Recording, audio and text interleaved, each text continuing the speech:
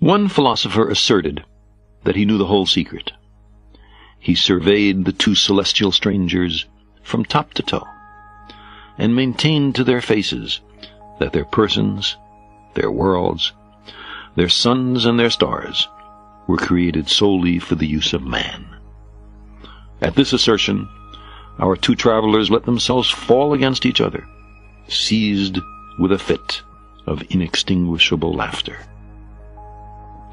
That's from Voltaire's Micromegas in 1752. In the 17th century, there was still some hope that even if the Earth was not the center of the universe, it might be the only world. But Galileo's telescope revealed that, quote, "the moon certainly does not possess a smooth and polished surface," close quote, and that other worlds might look just like the face of the Earth itself.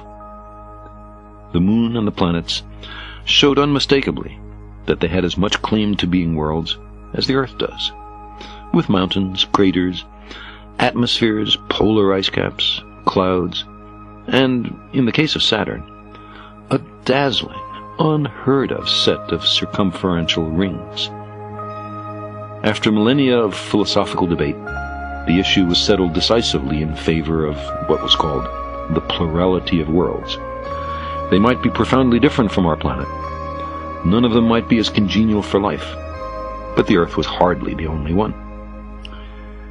This was the next in the series of great demotions, downlifting experiences, demonstrations of our apparent insignificance, wounds that science has, in its search for Galileo's facts, delivered to human pride.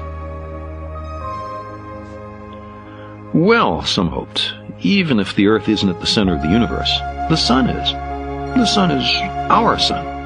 So the Earth is approximately at the center of the universe. Perhaps some of our pride could in this way be salvaged. But by the 19th century, observational astronomy had made it clear that the Sun is but one lonely star in a great self-gravitating assemblage of suns called the Milky Way galaxy. Far from being at the center of the galaxy, our Sun, with its entourage of dim and tiny planets, lies in an undistinguished sector of an obscure spiral arm.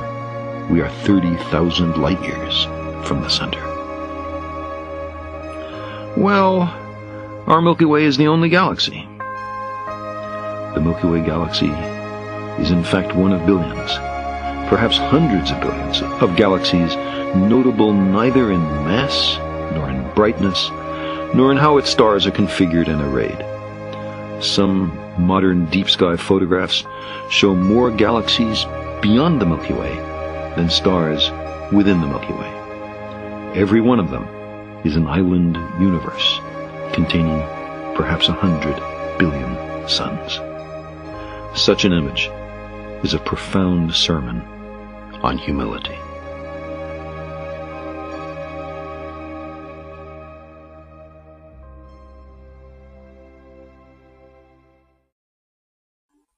The long-standing view, as summarized by the philosopher Immanuel Kant, that without man, the whole of creation would be a mere wilderness, a thing in vain, and have no final end, is revealed to be self-indulgent folly.